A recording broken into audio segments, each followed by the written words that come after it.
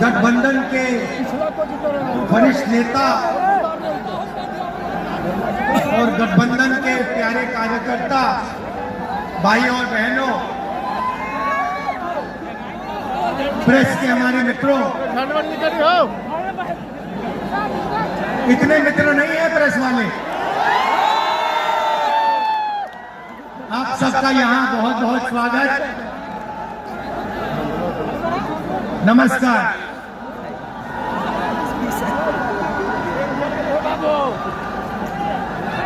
देश में जब भी बदलाव आता है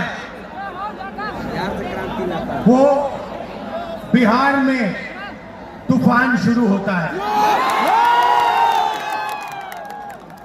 यहां से तूफान बाकी प्रदेशों में जाता है।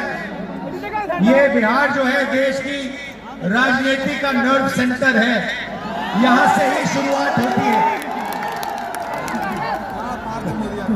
आज देश में विचारधारा की लड़ाई है। एक तरफ नफरत, हिंसा, अहंकार और दूसरी तरफ लालू जी बनाते जात हो मोहब्बत, भाईचारा और एक दूसरे की इज्जत। धन्यवाद भैया। जैसे मैंने यात्रा में कहा, अगर आप गठबंधन को समझना चाहते हो, एक लाइन में समझा जा सकता है, नफरत के बाजार में मोहब्बत की दुकान खोलते हैं।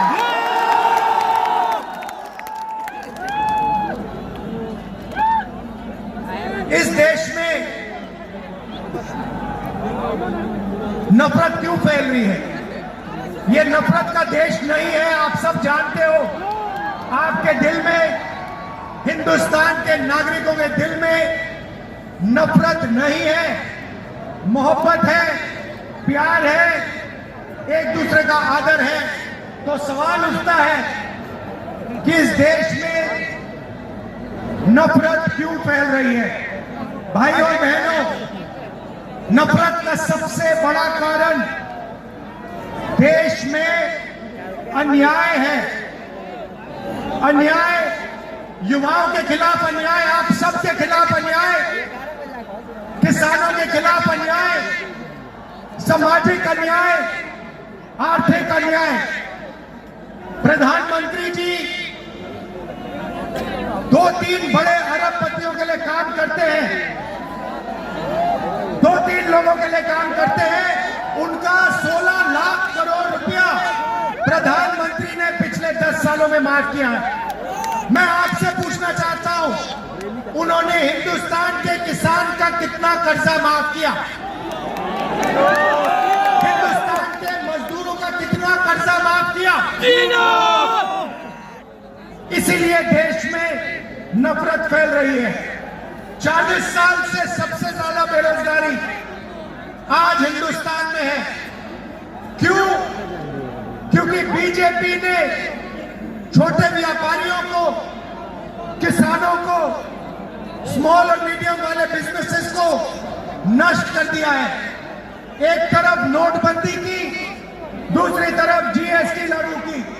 नतीजा ये हुआ, जो लोग इस देश को रोजगार देते हैं, छोटे बिजनेस वाले, स्मॉल और मीडियम बिजनेस वाले, उन सब का काम बंद हो गया। जहां भी देखो बड़े बड़े उद्योगपतियों की मोनोपोली बन रही है। एक उद्योगपति के हाथ में हिंदुस्तान के सारे पोर्ट, एयरपोर्ट, इंफ्रास्ट्रक्चर, डिफेंस की इंडस्ट्री, सारी की सारी नरेंद्र मोदी जी ने एक उद्योगपति को पकड़ा दी। आप लोगों के लिए इस देश में कुछ नहीं बचा है। मैं आपसे सवाल पूछना चाहता हूं, इस देश में पिछड़ी जात के कितने लोग हैं? कितनी आबादी है पिछड़ी जात की?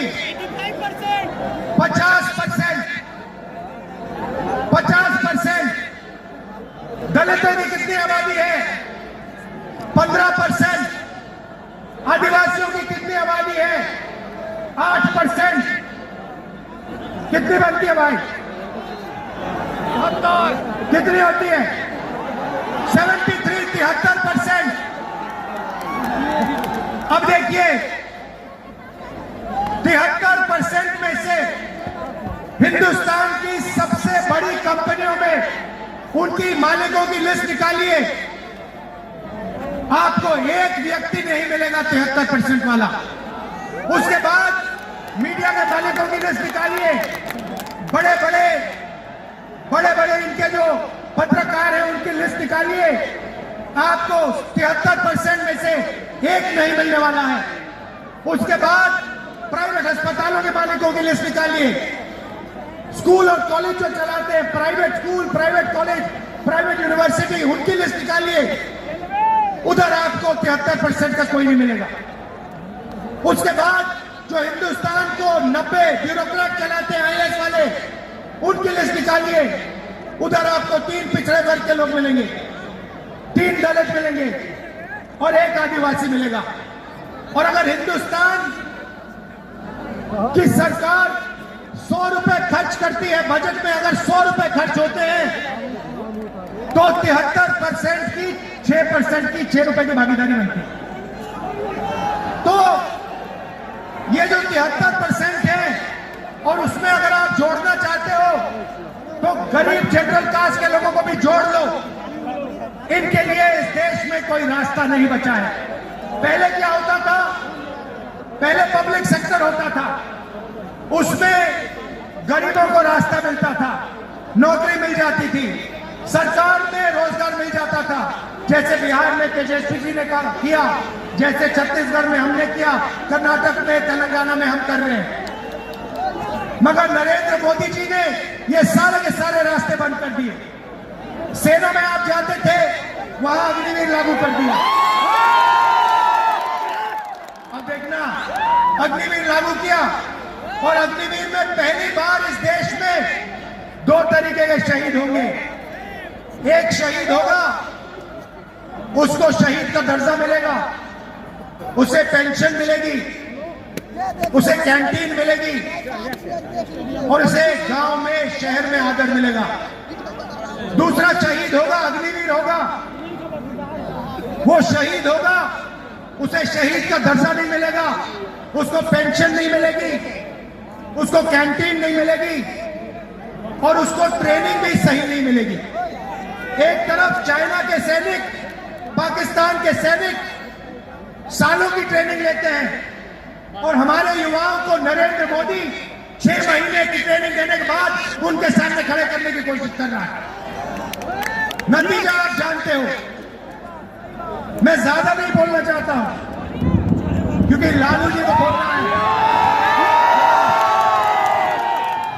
भगवान भी आगे तू है, लालू जी को बोलना है, मगर मैं सिर्फ ये कहना चाहता हूं, बीजेपी के लोगों को गलतफहमी में नहीं होना चाहिए। हम लोग बीजेपी से, आरएसएस से नहीं डरते। हमें कोई फर्क नहीं पड़ता। हम देश के लिए लड़ते हैं, हम देश के लिए मरने के लिए तैयार हैं और हम बीजेपी को, आरएसएस को यहां से हटा के इंडिया की सरकार बनाकर दिखाएंगे। आप सबका दिल से बहुत बहुत धन्यवाद। नमस्कार, जय हिंद। बहुत बहुत राहुल जी, अब मैं